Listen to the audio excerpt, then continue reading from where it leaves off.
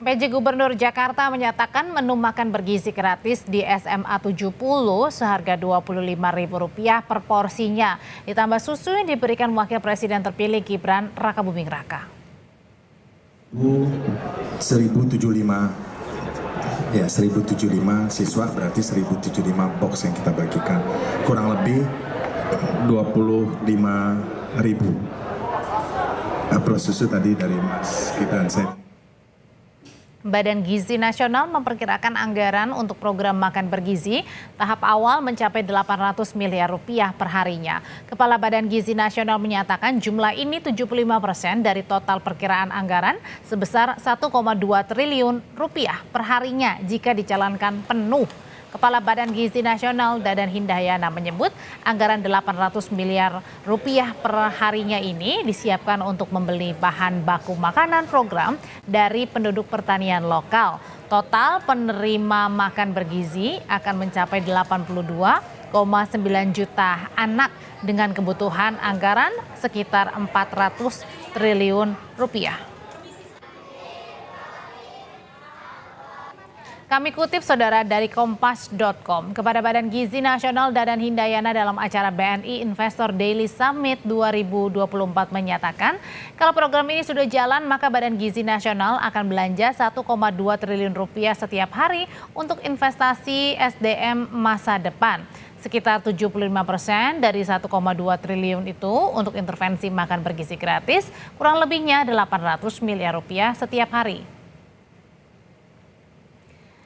Program bergizi gratis adalah program mercusuar dari Prabowo Gibran. Program di tahun pertama yang menyedot anggaran Rp71 triliun ini punya target memberikan makan bergizi kepada 82,9 juta anak. Pemerintahan Prabowo Gibran dipastikan akan menggelontorkan dana selama 5 tahun ke depan. Di APBN 2025, pemerintah telah menganggarkan untuk makan bergizi sebesar Rp71 triliun. Menurut Badan Gizi Nasional, seluruh program ini membutuhkan dana sekitar Rp400 triliun. Memenuhi menu makan bergizi gratis, pemerintah terkendala suplai susu sapi. Impor sapi diperlukan untuk memenuhi kebutuhan minimal sapi dalam memproduksi susu yakni 2,5 juta ekor. Sehingga pemerintah berencana membuka impor sapi perah sebanyak 1 hingga 1,5 juta ekor sapi. Sementara memenuhi kebutuhan susu untuk makan bergizi gratis selama setahun adalah 40 juta liter susu. Pemerintahan Prabowo Gibran berkomitmen menjalankan makan bergizi gratis di masa kepemimpinannya. Badan Gizi Nasional memperkirakan anggaran untuk program makan bergizi tahap awal mencapai Rp800 miliar per harinya.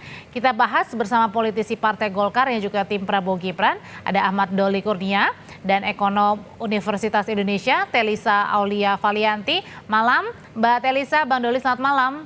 Selamat malam Semuanya. Ya, saya mau ke Mbak Telisa dulu. Mbak Telisa, kalau dihitung-hitung nih, kan katanya butuh dana anggaran ini perharinya untuk makan bergizi gratis antara 800 miliar sampai 1,2 T. Katakanlah kita yang paling rendah dulu ya Mbak ya, 800 miliar rupiah per harinya. Ini mampu nggak sih APBN menyiapkan dana 800 miliar rupiah per harinya?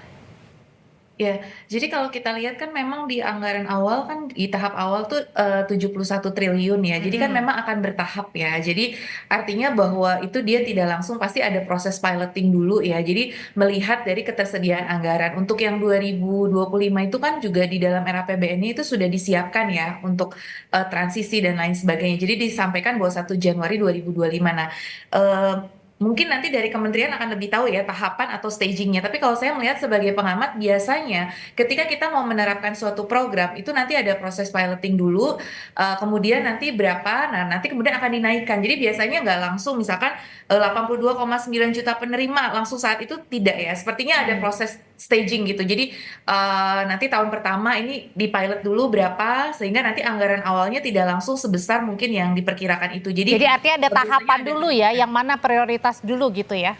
Iya, dan kemudian biasanya proses piloting sehingga nanti kemudian ada perbaikan-perbaikan, nanti penambahan pada apa dan sebagainya. Jadi tentunya pemerintah sudah memperhitungkan ya, ataupun dari tim Pak Prabowo sendiri pasti sudah memperhitungkan ketersediaan anggaran kita seperti apa, terus kemudian nanti bagaimana yang implementable seperti itu. Jadi apa ya, pasti sudah direncana. Itu kan namanya perencanaan ya, perencanaan dalam proses alokasi anggaran pemerintah itu pasti sudah melalui pembicaraan. Karena kan dengan adanya Pak Wamenkyu di tim yang lama gitu kan, itu sudah ada transisi. Jadi di dalam transisi itu pasti dibicarakan pos-pos mana nih yang bisa dipakai dulu gitu. Nah, nanti baru setelah tahun depan itu full dari pemerintahan baru, nah itu baru bisa betul-betul mengubah pos anggaran secara lebih fleksibel seperti itu. Artinya nanti kalau kira-kira di 1 tahun pemerintahannya Pak Prabowo ini belum menyasar 82,9 juta ya seperti yang diharapkan begitu?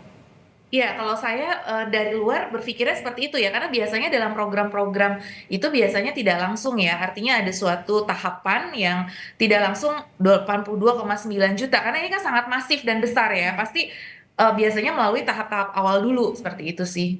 Hmm. Dari pengalaman-pengalaman lalu ketika membantu pemerintah juga ya, biasanya ada proses staging. Oke, jadi betul begitu Bang Doli bahwa di tahap pertama ini tidak langsung semuanya anak-anak 82,9 juta ini rasakan. Jadi kenapa pertimbangannya itu tidak langsung semuanya? Karena keuangan tidak cukup kita? Ya, tentu pertama kita harus melihat ya bahwa program ini adalah program yang penting dan strategis. Dan memang apa namanya, to be or not to be, no point to return ya harus dilaksanakan. Karena apa? Pertama, memang ini janjinya Pak Prabowo ya pada masyarakat Indonesia, kemudian pada Pilpres. Yang kedua, ini memang program investasi jangka panjang, investasi tentang sumber daya manusia, kualitas sumber daya manusia Indonesia di masa yang akan datang.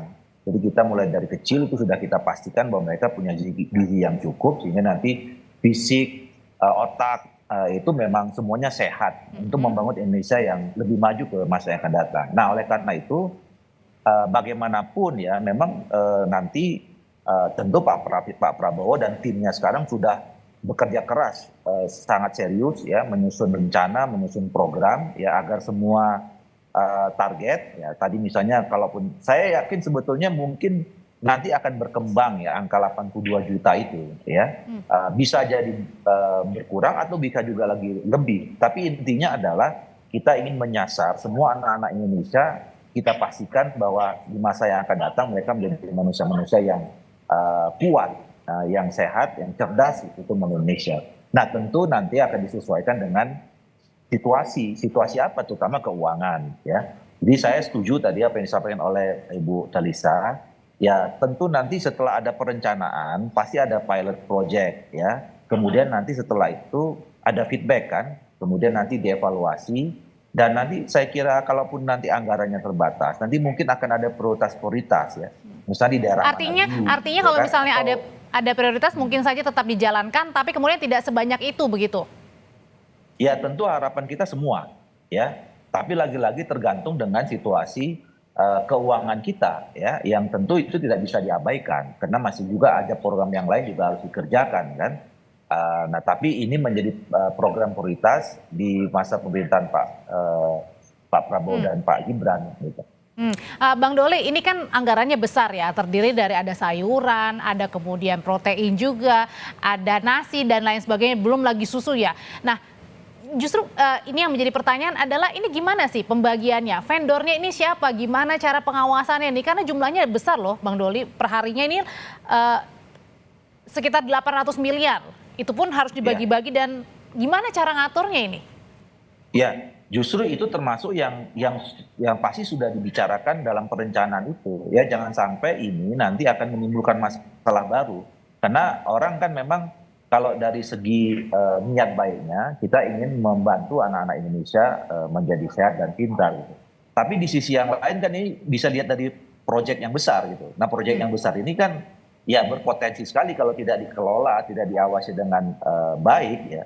Mungkin bisa menimbulkan marah baru, ada potensi pelanggaran hukum dan segala macam. Nah, jadi sekarang timnya Pak Prabowo sudah direncanakan dari sudah dilaksanakan dari beberapa waktu yang lalu ya, dengan memasukkan beberapa orang di jajaran wakil kabinet segala macam. Salah satunya membicarakan itu, jangan sampai program ini bagus ya, niatnya baik gitu, dan harus juga dilaksanakan dengan baik, dengan transparan, kemudian dengan ada akuntansi publik yang jelas, sehingga memang tidak menimbulkan potensi-potensi pelanggaran hukum gitu. Itu yang jadi keresahan juga nggak, Mbak Teresa, ketika dananya besar sekali, tujuannya sih sangat baik ya untuk memenuhi makan bergizi buat anak-anak begitu. Nah tapi pertanyaannya gimana pengawasannya? Sedetail itukah pembagiannya siapa, vendornya siapa, cukup nggak, ini bener nggak nih 15.000 nih atau jangan-jangan kurang?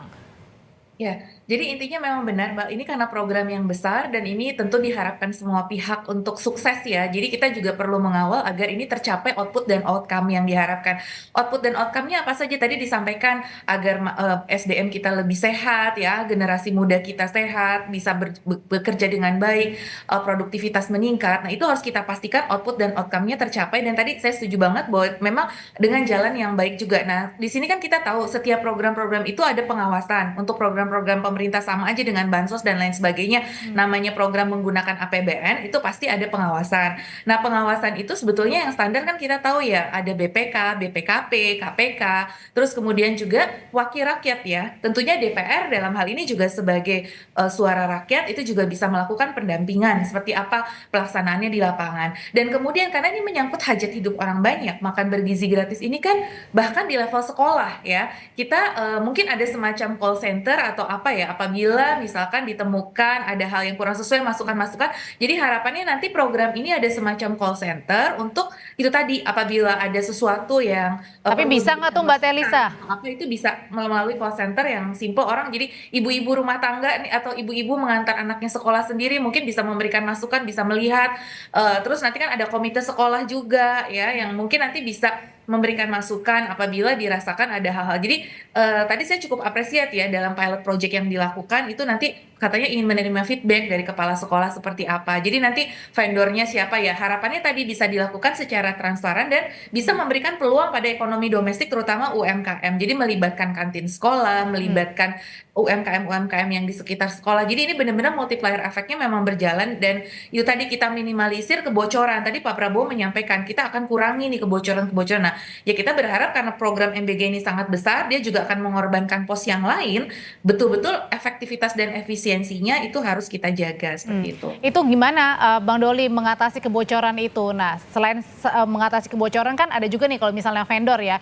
Nah, apakah juga akan melibatkan UMKM seperti tadi Mbak Talisa bilang, lebih baik memajukan juga masyarakat yang kemudian berjualan begitu untuk memajukan roda ekonomi yang sebenarnya sekarang kita lagi turun juga kan? Ya setuju. Saya kira ini kan itu tadi kita bisa melihat ini dari berbagai perspektif. Ya satu tadi soal ini adalah program untuk kemanusiaan kita, untuk sumber daya manusia kita. Tapi satu sisi lain kan ini bisa jadi proyek. Nah program besar ini dengan angka yang sebegitu besar, saya kira memang harus bisa ada punya dampaknya terhadap bergeraknya roda ekonomi kita ya, terutama kelas menengah ke bawah. Apalagi kan ini kan bicara tentang soal apa ya, kebutuhan dasar yang memang itu ada di sekitar masyarakat sehari-hari gitu. Jadi misalnya tadi soal telur, soal sayur, soal susu, segala macam itu kan memang beredar di masyarakat terendah kita. Saya kira makin banyak mereka dilibatkan ya, tidak terpusat gitu misalnya, itu akan juga sekaligus mengurangi kebocoran. Saya setuju misalnya dari awal nanti siapa yang akan diberi tanggung jawab, institusi mana nanti yang paling bertanggung jawab untuk melaksanakan program ini ya. Itu memang segera mungkin harus bekerja sama dengan KPK, dengan BPK, dan BPK bekerja, BPJKP bekerja gitu. Dan saya kira juga bukan hanya wakil rakyat, rakyatnya sendiri pun saya kira harus ikut mengawasi. Karena angka sekian puluh triliun itu sangat kan besar ini. Sangat besar dan mungkin nggak bisa ditutupi mata orang juga. Begitu orang dengar angka 87 Apalagi Pak Hashim bilang katanya satu hari maunya sih targetnya 2 kali makan nih. Iya, kalau jangankan 2 kali makan, kalau kita mengatakan bahwa misalnya 5 tahun yang akan datang, anak SD SMP kita akan menjadi misalnya orang tertentu jadi IQ-nya sekian, harus membutuhkan 3 kali makan, bila perlu 3 kali makan, selama ya anggaran kita cukup gitu. Jadi saya kira yang penting tadi itu, bahwa ini poin penting, niat kita baik, dijalankan dengan baik. Nah tentu harus disesuaikan dengan anggaran yang ada. Nah tapi kalau berbicara soal anggaran sendiri, Bang Doli jangan-jangan nih nanti kaum menengah, kelas menengah ini jadi deg-degan lagi nih, jangan pajaknya naik, nanti apalagi nih yang naik, jadi dibebankan buat ke masyarakat juga ujung-ujungnya. Enggak lah, jadi saya kira memang penyesuaian kebutuhan anggaran itu bukan dalam pengertian menambah beban masyarakat. Justru kan sebetulnya dengan judulnya saja memberikan makan gratis pada masyarakat, sebetulnya kan ini kan mengurangi beban masyarakat sebenarnya. Yang tadinya anak-anak sekolah itu mungkin perlu sarapan dengan biaya sendiri oleh orang tuanya, sekarang nggak perlu lagi gitu. Jadi kalau judul besarnya adalah mengurangi beban masyarakat, tentu pasti tidak akan caranya membebani masyarakat lagi. Itu pasti secara otomatis, mudah-mudahan begitu. Nah, pertanyaan berikutnya Mbak Telisa, kalau kemarin kan Mas Gibran ini ngadain uji coba ya di Jakarta, ini harganya luar biasa nih, lebih dari 15.000 ya, karena hitung-hitung kalau di Jakarta mungkin saja agak sulit kalau memenuhi makan bergizi seharga 15.000. Nah, itu gimana? Berarti artinya harus siapin yang lebih besar lagi, atau jangan-jangan sebaliknya nih, ada daerah yang dikurangi untuk menutupi kebutuhan yang di Jakarta? Ya kemungkinan-kemungkinan itu ada ya. Pasti nanti kan dibicarakan karena kita tahu sebetulnya kan bukan hanya APBN, ada APBD ya. Karena kalau tidak salah PLT Gubernur kan juga menyampaikan sebetulnya ada dukungan dari daerah, terutama seperti kalau daerah-daerah yang harganya tinggi tapi PAD-nya kan tinggi ya. Seperti DKI kan punya PAD yang cukup tinggi ya. Sebetulnya bisa mensubsidi ya. Ada porsi-porsi dari APBD juga yang mungkin bisa membantu selisihnya itu ya. Jadi nanti pasti akan dibicarakan lah skema-skema seperti itu ya. Jadi itu tinggal bagaimana tadi perencanaan dan koordinasi antara pemerintah pusat, daerah dengan sekolahnya itu sendiri. Karena sebetulnya di beberapa sekolah, apalagi di sekolah-sekolah tertentu ya di DKI itu memang sudah ada yang program-program mereka pakai catering, yang iuran dari Tapi orang tua sendiri ya. Karena terutama di sekolah-sekolah yang swasta ataupun negeri yang cukup baik dari sisi pendanaan dan kemampuan orang tua, itu kadang mereka sudah ada program mandiri. Nah nanti kan bisa aja dikolaborasikan seperti itu. Tapi kan. jangan Jadi, sampai nanti daerah yang satu jadi kurang begitu ya, nggak makan bergizi gratis, malah daerah yang lain lebih banyak nih makan bergizinya gitu. Oke, saya kembali ke Bang Doli. Bang Doli, ini mau penegasan lagi, sebenarnya makan bergizi gratis ini khusus untuk sekolah negeri atau swasta juga ikut, atau khusus negeri aja nih? Ya tadi seperti yang saya katakan tadi, kita ingin menyasar semua anak Indonesia dengan skala umur yang ditentukan SD, SMP gitu, dan tanpa terkecuali saya kira idealnya seperti itu. Jadi kita ingin memastikan bahwa anak-anak Indonesia itu semuanya akan sehat, fisik, jiwa, raga, dan kecerdasannya gitu. Jadi tanpa ada pembatasan dimanapun dia sekolah. Nah, Oke, niatnya sudah sangat baik untuk memenuhi makan bergizi buat anak-anak, tapi yang harus perlu diwaspadai adalah bentuk pengawasannya, siapa vendornya, kemana lari uangnya, harus tepat menyasar kepada makan bergizi gratis program andalan Prabowo Gibran. Terima kasih Ahmad Doli Kurnia untuk berbagi pandangan, sebelumnya juga ada Mbak Telisa. Terima kasih, selamat malam semuanya.